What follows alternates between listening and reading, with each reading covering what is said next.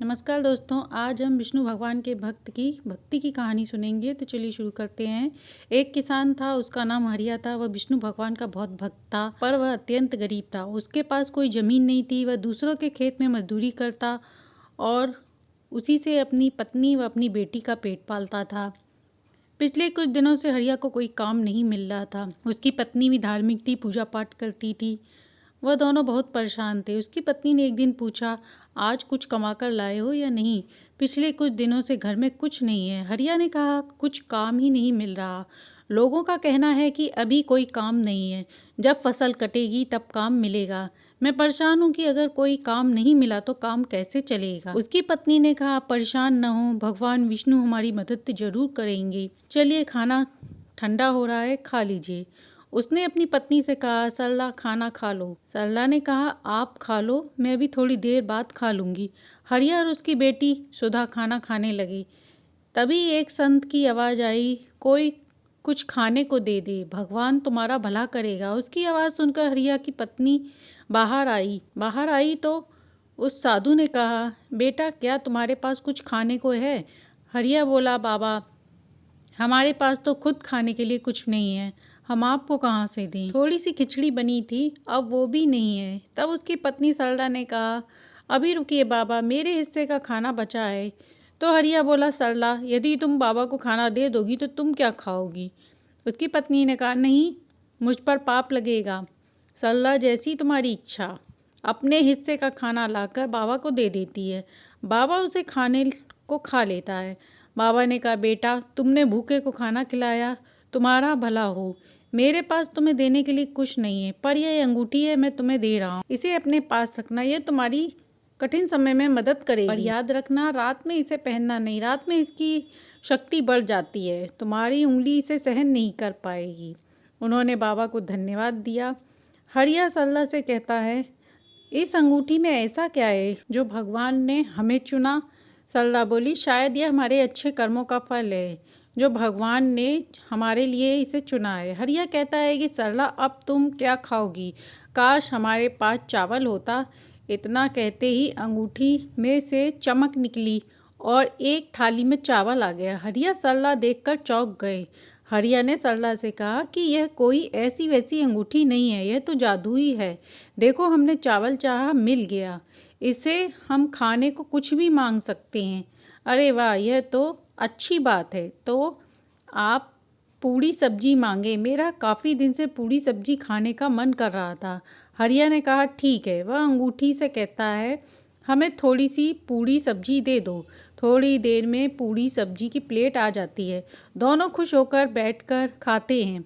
अगले दिन सुबह सुधा ने कहा, पापा आज गांव में मेला लगा है, आप मुझे गुड़िया दिलाओगे ना? हरिया ने कहा, हाँ मेरी प्यारी गुड़िया, इस बार मैं तुम्हें अवश्य गुड़िया दिलाऊंगा। सभी लोग तैयार होकर मेला घूमने जाने लगते हैं। तभी हरिया अंगूठी से कुछ पैसे मांगता है और उसे पैसे मिल जाते हैं। सभी लोग मेले देखने के लिए निकल पड़ते हैं। वहाँ हर सामान मिलता है। वहाँ उसने अपनी बेटी को गुड़िया दिलाई, सुधा को 1500 की साड़ी दिलाई और काफ़ी घर का सामान भी खरीदा। गांव के दो आदमियों ने हरिया को सामान खरीदते देखा तो वह आश्चर्य में पड़ गए। दोनों आपस में बातें कर रहे थे कि अभी कल तो ये सेठ के पास काम मांगने आया था और आज इसके पास इतने पैसे कहाँ से आ गए। दोनों हरिया के पास आकर पूछते हैं, हरिया कैसे हो? तुमने तो बहुत सामान खरीदा है। हरिया जादुई अंगूठी की बात नहीं बताता है और कहता है, ऐसे ही भाई, ज़्यादा नहीं, घर का सामान ही है। भाई तुम तो 2 दिन पहले सेठ के यहाँ काम मांगने आए थे। हरिया ने कहा, हाँ भाई, काम मिल गया, उसी से बच्चों को मेला दिखाने आया हूँ। अच्छा भाई, तुम खरीदारी करो, हम चलते हैं। उन दोनों आदमियों ने कहा। आज हरिया के परिवार के चेहरे पर चमक थी। अब हरिया ने अंगूठी की मदद से गांव में कपड़े की दुकान खोल ली। अब हरिया दुकान पर चल पड़ता है। नए नए डिजाइन के कपड़े होने से उसकी दुकान अच्छी चलने लगी। ये बात गांव में फैल गई कि जो हरिया इतना गरीब था, अब उसने दुकान खोल ली है। कुछ लोग आपस में बात करने लगी कि दुकान में बहुत अच्छे अच्छे कपड़े हैं, पर उसके पास पैसे कहाँ से आए। कुछ लोग कहने लगे कि काश हमारे पास भी इतना पैसा होता कि हम भी दुकान खोल लेते। अरे भाई, पैसे नहीं है तो उधार ले लो, हरिया दिल का अच्छा है, किसी आदमी ने कहा, वह पैसा जरूर दे देगा। हाँ, तुम ठीक कह रहे हो, देखता हूँ काम चलता है। हरिया उधर से गुजर रहा था, तभी उन्होंने उसे बुलाया और कहा, हरिया भाई, हमने सुना है तुमने कपड़े की दुकान खोली है। हरिया ने कहा, हाँ भाई, पर तुम्हारे पास पैसे कहाँ से आए? तो हरिया ने उन्हें अपने दोस्त जानकर सारी बात बता दी। एक दोस्त ने कहा, क्या तुम हमें भी कुछ पैसा दे सकते हो? हरिया ने कहा, हाँ, मैं तुम्हें उधार दे देता हूँ, हम किसी को नहीं बताएंगे। अब यह बात अमीर सेठ तक पहुँच जाती है। सेठ अपने आदमी मोहन व प्यारे के पास जाकर कहता है, क्या मैंने सुना है हरिया ने गांव में बहुत बड़ी दुकान खोली है? उन दोनों ने कहा, हाँ।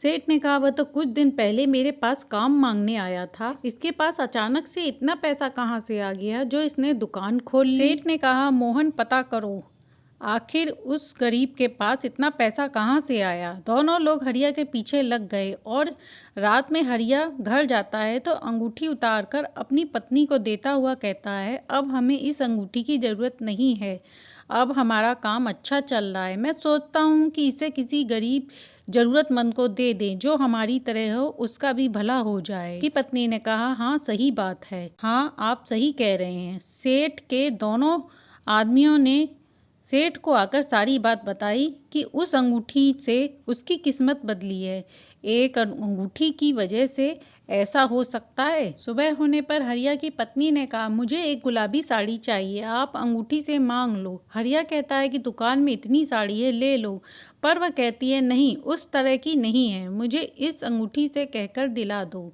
हरिया अंगूठी से साड़ी मांगता है और वहाँ साड़ी आ जाती है। यह दोनों नौकर चुपके से देख रहे थे और आश्चर्य में थे कि यह बात जाकर उन्होंने सेठ को बताई।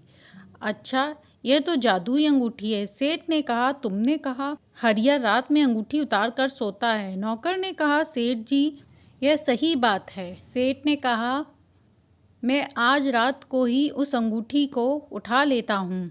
और वह रात में चुपके से उसके घर पहुँच जाता है। रात में अंगूठी चमक रही थी, वह उसे चुराकर लेकर अपने घर आ जाता है। उसे हाथ में पहनकर सोने के इतने सिक्के मांगता है कि मैं रातों रात अमीर बन जाऊं। जैसे ही सेठ कहता है, उसकी उंगलियों पर निशान बन जाते हैं और उसे जलन होने लगती है। रामचंद्र अंगूठी फेंककर अस्पताल की तरफ भागता है। रामचंद्र अस्पताल में पहुंचता है। डॉक्टर ने पूछा, इतनी ज़्यादा चोट कैसे लगी सेठ जी? मैं पट्टी कर देता हूँ, देखो तुम्हें सही होने में 2 महीने लग जाएगा और 2 महीने तुम्हें अपना ध्यान रखना होगा। सेठ को पछतावा हुआ, ना मैं अंगूठी चुराता, ना मेरे साथ ऐसा होता, ज़्यादा पैसे के लालच में ऐसा हो गया। सेठ उस अंगूठी को लेकर हरिया के घर वापस आता है और कहता है, ये लो अपनी अंगूठी, कुछ समय के लिए मुझे लालच आ गया था और इसने मुझे सबक भी सिखाया, तुम अपनी अंगूठी लो, मुझे नहीं चाहिए। वो लोग बातें कर रहे थे कि अब इस अंगूठी को किसी गरीब व्यक्ति को दे देना चाहिए। वे लोग बातें कर ही रहे थे, तभी एक गरीब बुढ़ा घर के पास आता है और कहता है, कुछ खाने को दे दो। सरला आवाज़ सुनकर बाहर आती है और उसे खाने के लिए कुछ देती है। वह गरीब आदमी पेट भर के भोजन करने के बाद खुश हो जाता है और उसे आशीर्वाद देता है। इस समय हरिया उसे अंगूठी देकर सारी बात बता देता है। वह बूढ़ा आदमी खुश हो जाता है। थोड़ी दूर आने के बाद वह बूढ़ा आदमी अपने रूप में आ जाता है। वह बूढ़ा आदमी कोई और नहीं था बल्कि भगवान विष्णु थे, जो उसको अंगूठी दिए थे। हरिया अच्छा आदमी था, उसने अपने साथ साथ गांव वालों का भी भला किया, इसलिए विष्णु भगवान उसकी भक्ति से अत्यंत प्रसन्न होकर उसको ये सब दिए थे। तो ये थी एक सच्चे भक्त की सच्ची कहानी। कहानी अच्छी लगी हो तो लाइक एंड सब्सक्राइब करें।